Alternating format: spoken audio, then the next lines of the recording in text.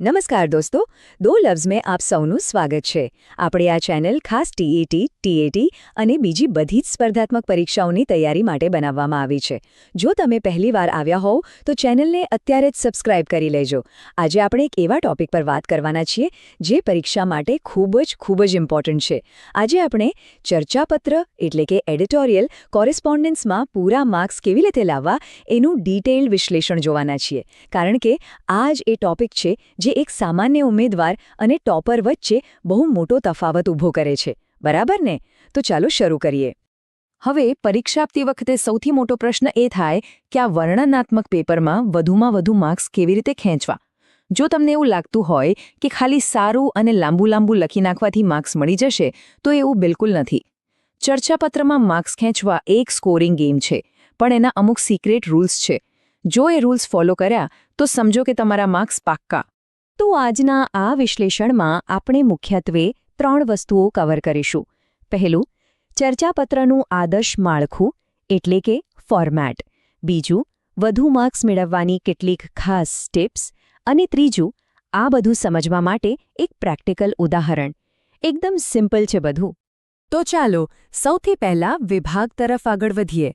આદર્શ માળખું એટલે કે એક પરફેક્ટ પત્ર દેખાવો કેવો જોઈએ. જો જ્યારે પરીક્ષક તમારો જવાબ ચેક કરે ને ત્યારે સૌથી પહેલી નજર એના સ્ટ્રક્ચર પર જાય છે. પેપર પર કઈ વસ્તુ ક્યાં લખેલી છે એ બહુ જ ઇમ્પોર્ટન્ટ છે. હંમેશા યાદ રાખો, પેપરની જમણી બાજુ પત્ર લખનારની પોતાની માહિતી માટે રિઝર્વ છે. એટલે કે જમણી બાજુ તમારું નામ, પરીક્ષાના નિયમ મુજબ અ, બ, ક, તમારું સરનામું અને તારીખ આવશે. અને એની એક્ઝેક્ટ સામે ડાબી બાજુએ જેને પત્ર મોકલવાનો છે એમની વિગતો. ન્યૂઝપેપરના તંત્રીને લખીએ છીએ એટલે ડાબી બાજુ માન્ય તંત્રીશ્રી, અખબારનું નામ અને સરનામું આવશે. આ વિઝ્યુઅલ બેલેન્સ મેન્ટેન કરવું અત્યંત જરૂરી છે. ઓકે, તો સરનામા લખાઈ ગયા. હવે પત્રની અંદર શું આવશે? આ 5 સ્ટેપ્સ તમારે કમ્પલસરી ફોલો કરવાના જ છે. સૌથી પહેલા વિષય એટલે કે તમારો પત્ર કયા મુદ્દા પર છે એ શોર્ટમાં લખવાનું છે. પછી આવે સંબોધન, જેમ કે સાહેબશ્રી કે માનનીય તંત્રીશ્રી. ત્રીજું સ્ટેપ છે પ્રસ્તાવના. અહીંયા તમારે અખબારની કોઈ સ્પેસિફિક કોલમમાં, દાખલા તરીકે ચર્ચાપત્ર કોલમમાં, તમારા લેખને સ્થાન આપવા માટે નમ્રતાથી વિનંતી કરવાની છે. ચોથું અને સૌથી મોટું સ્ટેપ છે મુખ્ય વિષયવસ્તુ, જેમાં તમારી બધી દલીલો આવશે. અને ફાઇનલી 5મું સ્ટેપ છે સમાપન, જ્યાં તમારે યોગ્ય આભાર દર્શાન સાથે પત્ર પૂરો કરવાનો છે. હવે આવીએ આપણા બીજા વિભાગ પર. આ છે સૌથી ઇમ્પોર્ટન્ટ પાર્ટ, વધુ માર્ક્સ મેળવવાની સિક્રેટ ટિપ્સ. તમને ખબર છે એક એવરેજ ચર્ચાપત્ર અને ટોપ સ્કોરિંગ ચર્ચાપત્ર વચ્ચે શું ફરક હોય છે? આ 4 વસ્તુઓનો સૌથી પહેલી શરત છે ભાષાની શુદ્ધતા. જોડણી અને વિરામચિહ્નોની ભૂલો તો ક્યારેય ના થવી જોઈએ. બીજું, તાર્કિક દલીલો. ખાલી પ્રોબ્લેમ્સ બતાવીને બેસી નથી રહેવાનું, એની અસરો અને સચોટ ઉપાયો પણ આપવાના છે. ત્રીજી બાબત છે અવતરણોનો ઉપયોગ. અને ચોથું, મુદ્દાસર લખાણ. આખો પત્ર સળંગ એક જ ફકરામાં નથી લખી મારવાનો, એને 2 થી 3 પેરેગ્રાફમાં વ્યવસ્થિત રીતે ડિવાઈડ કરવાનો છે. આમાં પેલો ત્રીજો મુદ્દો છે ને, અવતરણોનો ઉપયોગ, એ એકદમ ગેમ ચેન્જર છે. જો તમે યોગ્ય જગ્યાએ કોઈ સરસ કહેવત, કોઈ મહાન વ્યક્તિની પંક્તિ કે સુવિચાર લખી નાખ્યો ને, તો સમજો તમારા પત્રમાં પ્રાણ પુરાઈ ગયા. એ તમારા ચર્ચાપત્રને સીધો સારામાંથી બેસ્ટ અને પ્રભાવશાળી બનાવી દે છે. પરીક્ષક જ્યારે આવી સચોટ પંક્તિ વાંચે છે ત્યારે એને તરત જ ઇમ્પ્રેશન પડે છે કે આ ઉમેદવારનું વાંચન અને વિષય પરની પકડ ખરેખર બહુ જ મજબૂત છે. ચાલો હવે આપણે અત્યાર સુધી જે થિયરી સમજી એને પ્રેક્ટિકલી એપ્લાય કરીને જોઈએ. આપણો ત્રીજો વિભાગ છે એક વાસ્તવિક ઉદાહરણ, સોશિયલ મીડિયાના અત્યંત ટ્રેન્ડિંગ ટોપિક પર.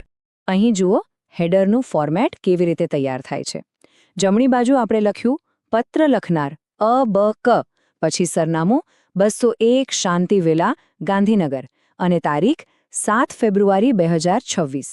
હવે એક્ઝેક્ટ ડાબી બાજુ જુઓ, પ્રતિ તંત્રીશ્રી, ગુજરાત સમાચાર, અમદાવાદ, અને એની નીચે એકદમ ટૂંકો, ક્રિસ્પ અને આકર્ષક વિષય, સોશિયલ મીડિયા, આશીર્વાદ કે અભિશાપ વિષય પર ચર્ચાપત્ર પ્રકાશિત કરવા બાબત. જોયું, પેજની શરૂઆત જ બતાવી દે છે કે તમને ફોર્મેટની સંપૂર્ણ સમજ છે. વિષય પછી આપણે માનનીય તંત્રીશ્રી સંબોધન આપ્યું અને હવે આવે છે પ્રસ્તાવનાનો ફકરો. આ ફકરો એકદમ ઔપચારિક અને નમ્ર હોવો જોઈએ. આપણે લખીશું સવિનયે જણાવવાનું કે આપના લોકપ્રિય દૈનિક સમાચાર પત્રની ચર્ચાપત્ર કોલમમાં સામાજિક જાગૃતિના ભાગરૂપે મારો સોશિયલ મીડિયા અંગેનો લેખ પ્રકાશિત કરવા નમ્ર વિનંતી છે. બસ, વધારે કોઈ જ ગોળ વાતો નહીં. આટલી 2 લીટીમાં પત્રનો ઉદ્દેશ્ય એકદમ ક્લિયર થઈ ગયો. હવે આવે છે મેઇન બોડી. આમાં તમારી આર્ગ્યુમેન્ટ એકદમ બેલેન્સ્ડ હોવી જોઈએ. જેમ કે આપણે સોશિયલ મીડિયાને એક બેધારી તલવાર કહી શકીએ. એક તરફ એ દુનિયાને જોડે છે, ઇન્ફોર્મેશન શેરિંગમાં ક્રાંતિ લાવી છે, એવા ફાયદા બતાવો, પણ પછી તરત જ એની ડાર્ક સાઇડ પણ હાઇલાઇટ કરો. જેમ કે યુવા પેઢી ગેરમાર્ગે દોરાઈ રહી છે, ફેક ન્યૂઝ ફેલાય છે અને સાયબર ક્રાઇમ વધી રહ્યા છે. આને કહેવાય એકદમ સચોટ અને બેલેન્સ્ડ એનાલિસિસ. અને છેલ્લે સમાપન. પ્રોબ્લેમ્સ તો બતાવી દીધા, પણ હવે એક પોઝિટિવ અને સોલ્યુશન ઓરિએન્ટેડ અંત લાવવો બહુ જ જરૂરી છે. તમારે લખવાનું કે જો આ માધ્યમનો સમજી વિચારીને ઉપયોગ કરવામાં આવે તો તે પ્રગતિનું સાધન છે. પછી એક નાનકડી લાઈન ઉમેરો કે આશા છે કે આપ આ વિચારને જનતા સુધી પહોંચાડવામાં મદદરૂપ થશો. અને અંતમાં પત્રની જમણી બાજુ નીચે આપનો વિશ્વાસો અબક લખીને ઔપચારિક વિદાય લઈ લો. થઈ ગયું ને તમારું પરફેક્ટ ચર્ચાપત્ર તૈયાર? તો દોસ્તો, આ હતું ચર્ચાપત્રનું સંપૂર્ણ માળખું અને રણનીતિ. તમે જોયું ને કે નિયમોની સમજ અને યોગ્ય શબ્દોની પસંદગી કેવી રીતે તમારા જવાબને ટોપ સ્કોરર બનાવી શકે છે. હવે સવાલ એ છે કે આ માળખું સમજ્યા પછી સૌથી પહેલાં તમે કયા વિષય પર પ્રેક્ટિસ શરૂ કરશો? કારણ કે પ્રેક્ટિસ વિના આ બધું નકામું છે. જો તમને આ વિડીયો ગમ્યો હોય અને કંઈક નવું શીખવા મળ્યું હોય તો પ્લીઝ આ વિડીયોને લાઇક કરજો અને તમારા મિત્રો સાથે શેર કરજો. અને હા, શિક્ષા એકેડમી ઓનલાઈન ચેનલને સબસ્ક્રાઇબ કરવાનું બિલકુલ ના ભૂલતા. તમે આગળ કયા ટોપિક પર વિડીયો જોવા માંગો છો એ મને કોમેન્ટમાં જરૂર જણાવજો.